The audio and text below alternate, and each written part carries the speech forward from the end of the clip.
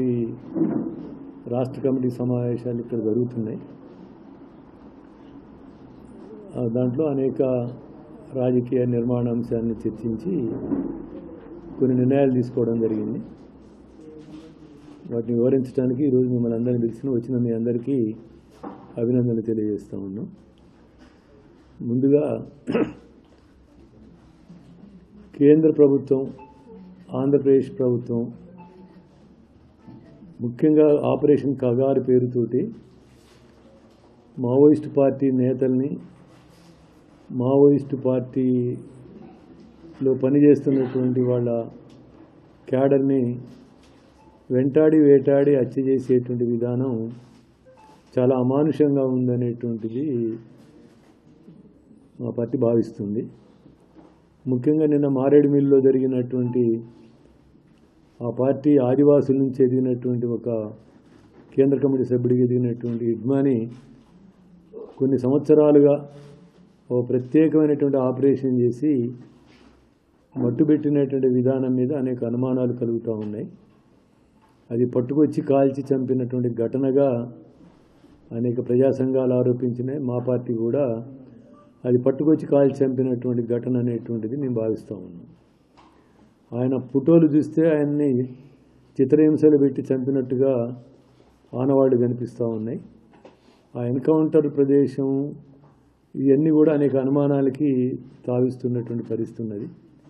ఈ క్రమంలోనే విజయవాడలో, అదేవిధంగానే ఏలూరులో, రాజమండ్రి సమీపంలో 50 మంది దాకా అరెస్టుగా అయినట్టుగా చూపెట్టడము, అదేవిధంగా ఈరోజు ఉదయం మరొక ఎన్కౌంటర్లో 7గురిని చంపటం, అందులో ముఖ్యంగా దేవ్జీ ప్రధానమైనటువంటి రక్షకురాలు, ఆ రక్షక దళంలో ఉన్నటువంటి ప్రధానమైనటువంటి జ్యోతిక్క కూడా మరణించడంతో మొత్తం అందరినీ పట్టుకొని అరెస్ట్ చేసి కొందరిని వేరు చేసి చిత్రహింసలు పెట్టి చంపినట్టుగా అనేక అనుమానాలు వస్తూ ఉన్నాయి. మొత్తంగా ఈ హత్యాకాండ యథేచ్ఛగా ఒక శత్రు సైనికుల మీద చేసినటువంటి ఒక యుద్ధం మాదిరిగా వెంటాడి వేటాడి అదే వేల కోట్ల రూపాయలు, వేల మంది పోలీసు మిలిటరీ బలగాలతోటి అనేక మంది లొంగిపోయినటువంటి వాళ్ళని, అక్కడ ఉన్నటువంటి ఆదివాసుల్ని డిఆర్జీ బలగాలుగా మార్చుకొని చేసినటువంటి హత్యాకాండ ఏదైతే ఉందో అమిత్ షా, నరేంద్ర మోడీ ప్రభుత్వం యొక్క ఫాసిస్ట్ విధానానికి నిదర్శనంగా మేము భావిస్తూ ఉన్నాం. వాళ్ళందరూ విధానరీత్యా మేము భిన్నించినప్పటికీ, వాళ్ళు అతివాద పందా అనుసరిస్తున్నప్పటికీ, వాళ్ళు అనుసరించినటువంటి రాజకీయ పందా అది అనేక రకాలుగా మేము విభేదిస్తున్నప్పటికీ, అది ఈ దేశంలో అమలవుతుందా లేదా అనేటువంటి విభేదం మాకు కలిగి ఉన్నప్పటికీ, వాళ్ళు ఆదివాసీల కోసమో ప్రజల కోసమో ఈ దేశంలో దోపిడీదారుల, పెట్టుబడిదారుల, బహుళ జాతి కంపెనీల, అదేవిధంగా ప్రజా వ్యతిరేకులకి వ్యతిరేకంగా ప్రజల తరపున పోరాడుతున్నటువంటి వాళ్ళని మేము భావిస్తూ ఉన్నాం. అందుకని వాళ్ళని ఒక మా తోటిపాటి విప్లవ సంస్థగానే భావిస్తూ ఉన్నాం. అలాంటి వాళ్ళందరినీ అనేక మంది కోవర్టులను ఏర్పాటు చేసుకుని ఇట్లా మట్టుబెట్టడం అనేటువంటిది ఏదైతే ఉందో ఇది అమానుషమైంది అనేటువంటిది భావిస్తున్నాం. అందుకని అరెస్ట్ చేసినటువంటి వాళ్ళని చట్ట ప్రకారం, రాజ్యాంగంలో ఉన్నటువంటి నిబంధనల ప్రకారం కోర్టుకు అప్పచెప్పాలా, వాళ్ళ మీద కేసులు నమోదు చేయాలా, విచారించాలా. కానీ ఒక చంపడమే వృత్తిగా పెట్టుకున్నటువంటి ప్రభుత్వం, అది ప్రభుత్వాన్ని అంతక ప్రభుత్వం అంటారు. చంపడమే వృత్తిగా పెట్టుకున్నటువంటి అంతకులు ఎట్లయితే ఉంటారో, ప్రభుత్వానికి నిన్న డీజీపీ ఆఫ్ ఆంధ్రప్రదేశ్ చెప్పినట్టుగా కొన్ని టీవీలో హెడ్డింగ్ వస్తుంది, ఇడ్మాని లేపేశామని.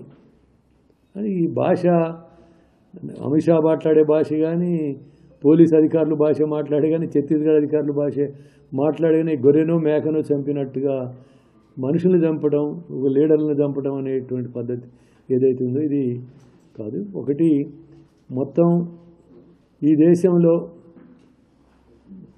ప్రధానంగా ప్రజల తరపున బహుళజాతి కంపెనీలకు వ్యతిరేకంగా, ప్రభుత్వ దోపిడీకి వ్యతిరేకంగా పనిచేస్తున్నటువంటి వాళ్ళని, లేదు ఈ ప్రభుత్వం ఒక హిందూ ఫ్యాసిస్టు రాజ్యాన్ని తీసుకురావాలని చేస్తున్నటువంటి ప్రయత్నానికి వ్యతిరేకంగా ఉన్నటువంటి కమ్యూనిస్టుల్ని, కమ్యూనిస్టు విప్లవకారుల్ని, అదేవిధంగా ఇతర అనేక భిన్న మతాల వాళ్ళని వెంటాడి చంపడము, వాళ్ళని నిర్మూలించడం అనేటువంటి ఒక విధానాన్ని అనుసరిస్తున్నారు.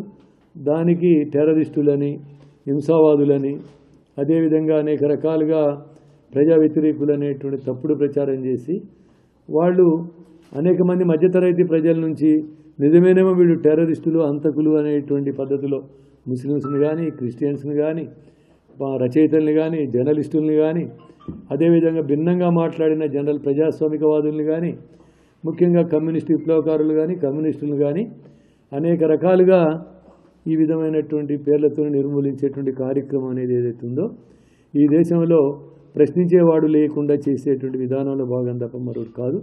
అందుకనే ఈరోజు ఎన్కౌంటర్ని, నిన్నటి ఎన్కౌంటర్లని, వరుసగా జరుగుతున్నటువంటి ఒక వేటని, ఒక నరమేధాన్ని మా పార్టీ రాష్ట్ర కమిటీ సిపిఎంఎల్ మాస్ లైన్ రాష్ట్ర కమిటీ తీవ్రంగా ఖండించి నిన్న మన పొరుగు రాష్ట్రంలో ఆంధ్రప్రదేశ్లో జరిగినటువంటి 2 ఎన్కౌంటర్ల మీద సుప్రీంకోర్టు జడ్జితో న్యాయ విచారణ జరిపించాలని చెప్పి భావిస్తున్నాం.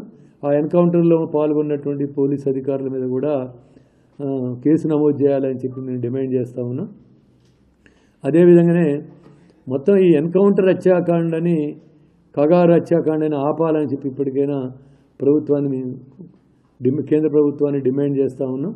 ఏదైనా వాళ్ళు చర్చలు జరుపుదామనేటువంటిది వాళ్ళ పార్టీగా ప్రతిపాదన చేశారు. శాంతి చర్చల కోసం మేము సిద్ధమని. ప్రభుత్వం శాంతి చర్చలకు సిద్ధపడము, వాళ్ళతో చర్చలు జరిపి వాళ్ళని ఈ సమస్యని ఒక సావధాన ప్రజాస్వామిక పద్ధతిలో పరిష్కరించడం అనేటువంటిది ఏ లౌకిక ప్రజాస్వామిక ప్రభుత్వానికైనా పద్ధతి, ఒక ప్రజాస్వామిక పద్ధతి. రాజ్యాంగంలో భిన్న అభిప్రాయాలు, భిన్న సామాజిక కోణాలు, రాజ్యాంగంలో ఉన్నటువంటి అనేక ఆదేశ సూత్రాలు, ప్రాథమిక సూత్రాల ప్రకారం అందరికి బతికే హక్కు, ప్రశ్నించే హక్కు, పోరాడే హక్కు, సంఘాలు పెట్టుకునే హక్కు, అదేవిధంగా తమకు అన్యాయం అనిపిస్తే ఎదురు తిరిగే హక్కు అనేటువంటిది రాజ్యాంగంలో ప్రజాస్వామిక వ్యవస్థలో లభించేటువంటి హక్కు. కాబట్టి దాన్ని కాలరాయడం అనేటువంటి దాంట్లో భాగం జరుగుతుంది. ఇలా వాళ్ళు నిర్మూలన అయిపోయిన తర్వాత రేపు ఇంకో ప్రశ్నించేటువంటి వాళ్ళని నిర్మూలన చేసే విధానం ఇట్లా పట్టుకుంటారు. ఇటలీలో ముస్సోలిని కానీ, జర్మనీలో హిట్లర్ కానీ, అదే జపాన్లో టోజో కానీ, 2వ ప్రపంచ యుద్ధ కాలంలో ఈ విధమైనటువంటి ప్రతిపక్షాన్ని లేకుండా లక్షల మందిని చంపినటువంటి ఘటనలు చరిత్రలో ఉన్నాయి. అమిత్ షా, నరేంద్ర మోడీ ప్రభుత్వం కూడా అదే దోవలో నడుస్తున్నటువంటి స్థితి ఉంది. కాబట్టి దాన్ని మానుకోవాలని చెప్పి మేము డిమాండ్ చేస్తూ, ప్రజాస్వామిక ప్రక్రియ భారతదేశం యొక్క జీవన విధానంలో భాగం కావాలి.